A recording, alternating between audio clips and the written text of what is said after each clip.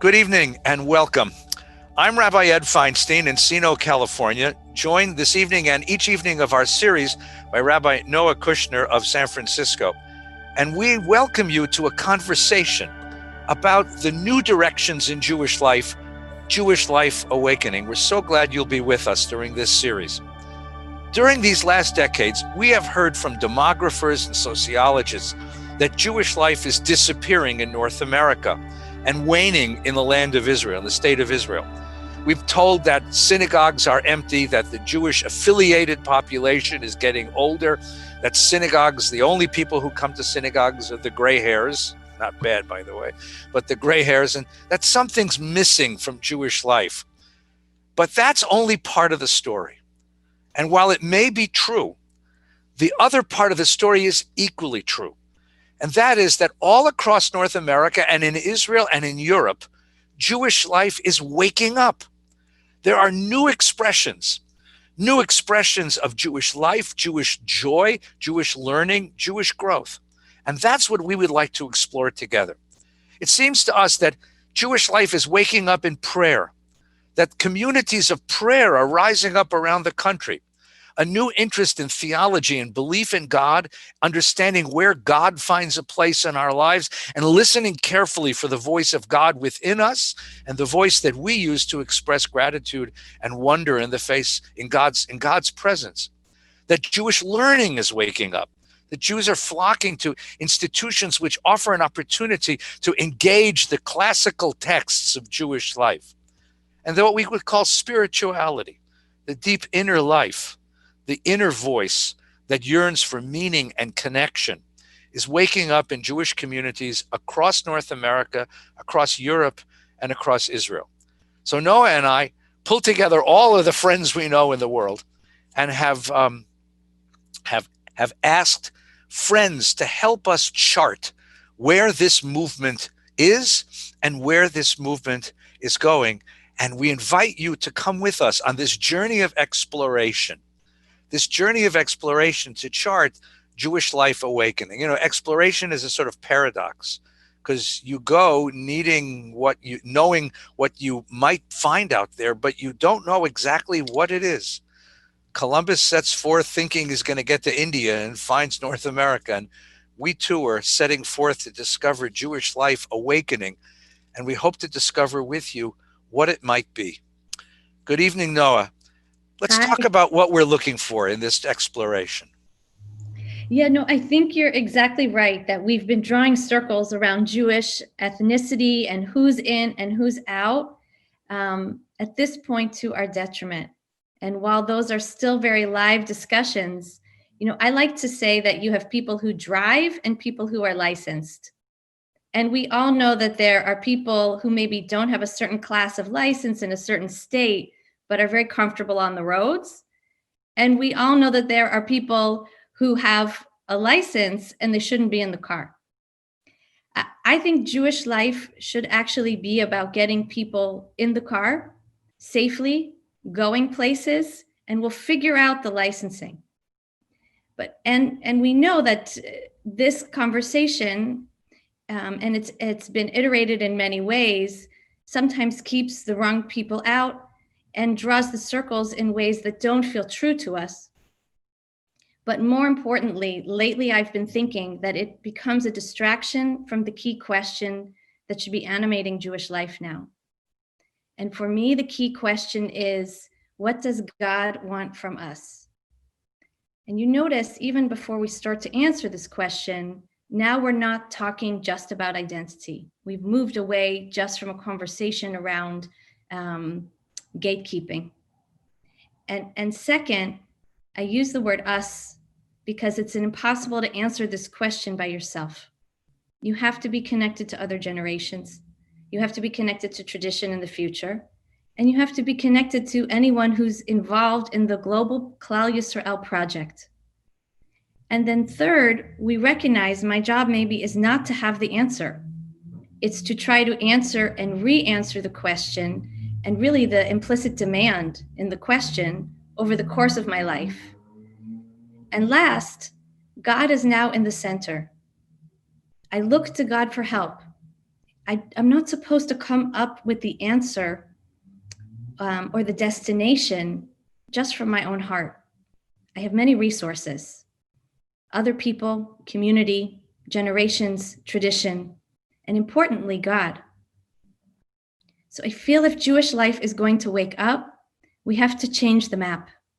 We have to take ourselves out of the center. It has to be less about survival and more about cultivating righteousness, right? So in this formulation, it would be impossible to be holy without considering ethics. If you ask the question, what does God want from us? You couldn't cheat out of one side of your mouth and tell the truth out of the other. If you had integrity, you'd have to revisit that inconsistency. So I work in a very large traditional conservative synagogue in a suburban community.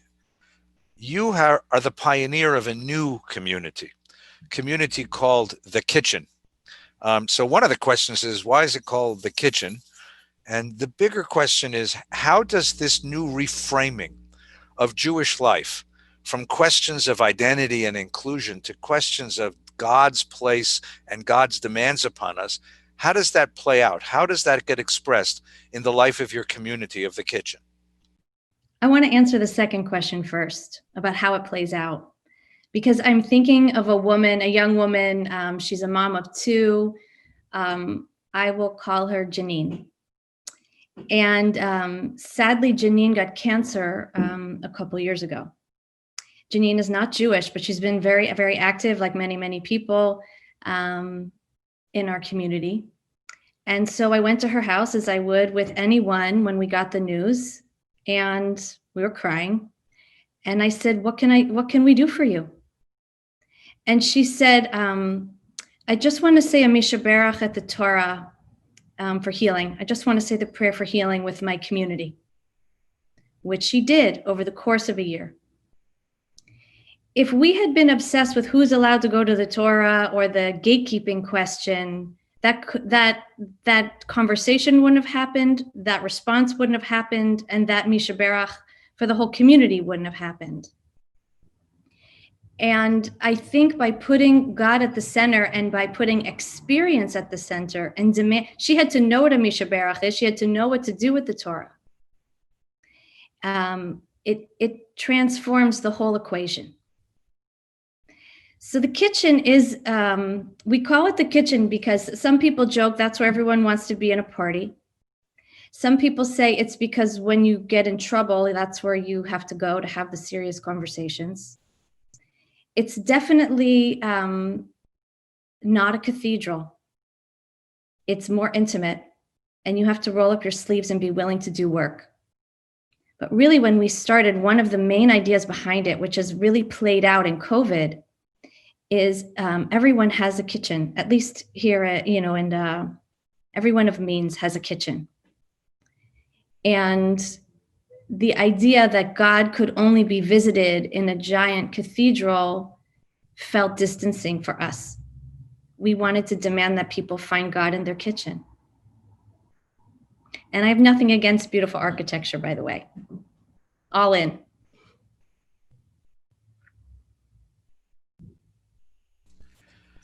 I'm intrigued by this idea that a community sets aside questions of identity and jumps into the question, again, not of who of being Jewish, but jumps into the question of doing Jewish, of engaging with a tradition, of engaging with meaning in Jewish ways, and that's one of the openings to an awakening of the community, because it redirects the energies of the entire community and redirects the whole sort of agenda of what it is we're creating. Because then you ask the question, well, what's the quality of the experience? What's the quality of the doing? How many people are involved in the doing? How many hands are involved in the kitchen? And I think that's a remarkable revolution in Jewish life.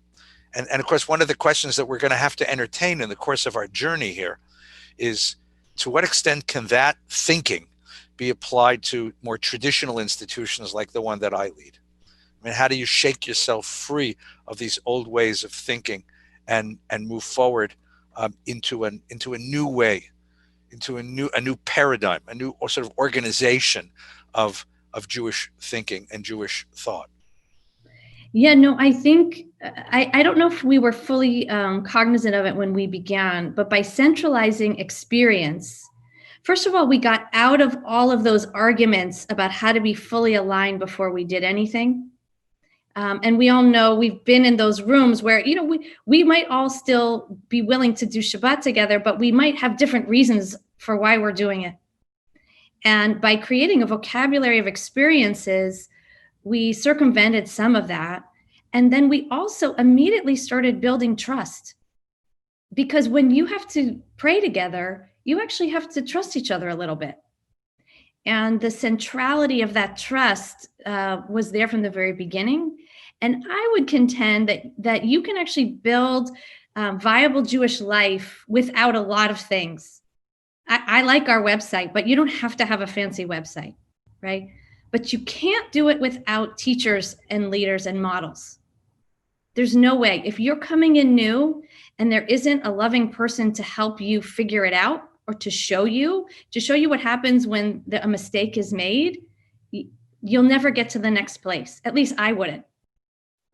So the other thing about experience in real time is, first of all, take some of the wind and the preciousness out. We're doing this. Here we go. Let's do it. And second, it puts a primacy on relationships and trust. And it turns out those things I think are foundational for Jewish life. I appreciate that. That's wonderful. And it does change the institution model. So part of what we're going to look at is how institutions are being reinvented, which can be a very scary thing. Because if I'm used to the way we do it here at Temple, Beth, whatever, and you show up and say, no, now it's time to do it in a different way. If I understand that the institutions mark the map of my world, then the change in these institutions becomes very, very scary. So is Jewish life, in a certain sense, it's, the Hindu idea that the goddess of creation is also the goddess of destruction. That certain things are going to fall apart before they're rebuilt. And the rebuilding, we have to have the courage to watch that happen. That's how growth happens. The caterpillar disappears before the butterfly is born. And that can be very, very disconcerting to people who are used to certain institutional organizations. Yeah, no, for sure. And I would say one blessing for me is that I started the kitchen after I had already been a mother for a number of years. And if you want to learn about humility and flexibility and letting go, just, my daughters are now teenagers, but even in the toddler stage, you learn pretty quickly. You can go along with their program sometimes, or it will stay stagnant, right? And I wonder if there's a way in which, if we see ourselves all, like going back to this question of what does God want from us, if it might help those of us who, and believe me, I like things the way I like them. I'm just like everyone. But if there's a way in which you see this yourself as part of a multi-generational project that invariably will take forms you don't understand, that means it's working. If we could reframe it like that, the way we do with our children and our grandchildren, and just take delight at not understanding. I don't understand half the social media things they're talking about, but it's delightful for me because I know that it means they're going in some sort of different direction, one I couldn't go, but I led them there. One of the books that has really inspired me watching this process across the world is Simon Schama's Story of the Jews. It's it started as a BBC program, but he ended up writing it as a book. It's 2 volumes now, 3 volumes. He's about to write the next one, the last one. And what he does so remarkably is he charts and he maps and he talks to us about the amazing creativity, the amazing energy, the amazing inspiration of Jewish communities across the landscape and across the world and across time. He starts out, the first volumes start out not with where you'd imagine they'd start out. He starts out with a community in Upper Egypt, a Jewish military garrison guarding the border, the Egyptian border, in Elephantine, and the Jewish life that was lived there. And then he talks about the Jewish ghetto in Venice, and the Jewish the rise of Jewish life in Amsterdam, and the Jewish life in England, in 19th century England. Just remarkable stories. And each one of them captures the sense, the power of Jewish, I don't know what you call it even, not identity, but Jewish inspiration to recreate Jewish life in new forms, to find new ideas from the ancient tradition and new ways of expressing those ideas, and remarkable new energies, generation to generation to generation. And it's really a celebration. It's a deeply loving celebration of the possibilities through the course of Jewish history. And I recommend the book. I recommend that if you can get the TV show online, the BBC show. The pictures are amazing. But the book is really a beautifully written story, very readable, by the way. It makes me think about how, God says to Abraham, your children are going to be like the stars in the sky. God doesn't say you're going to be the galaxy. You get to be one of the stars, right? And of course, there's that famous teaching of the 2 slips of paper, one in each pocket. The world was created for me, and I am but dust and ashes, right? I feel like many of us have been looking in one pocket. We understand the world was created for me. But I feel like something else that we might learn, and I think this is more relevant than ever in this particular moment of COVID and the pandemic, has to do with humility. And humility doesn't mean being alone. And it doesn't necessarily mean being powerless. It means being part of something much greater than yourself, being connected to forces being part of a galaxy. And when we are able to see all the different gradations and variations of what's going on in that galaxy, it could be thrilling. Right? There's your awe. Wonderful. And one of the names for God that is very popular in the Hasidic tradition is Michadesh, God who is the origin of that which is new, God which is the generator of novelty, of new ideas, and of new forms, and of new expressions. Shir Ludanai, Shir Chadash. You sing a new song, and singing a new song comes from something very deep inside. So I look forward to this journey with you. You're a wonderful travel partner. I look forward to this. And I want to welcome everyone. We'll be premiering each of these episodes on Wednesday nights. Rabbi, you forgot the most important question that we're going to be asking all our guests. Which is? For the best Jewish joke. Oh, so Rabbi Noah Kushner of The Kitchen in San Francisco, what is your favorite Jewish joke? So it's Yom Kippur. It's Kol Nidre. It's the holiest night of the year. And the rabbi is so moved in the middle of the tefillot that she goes up on the bima and throws herself in front of the ark and says, Rabbono Sh'olam, I am nothing.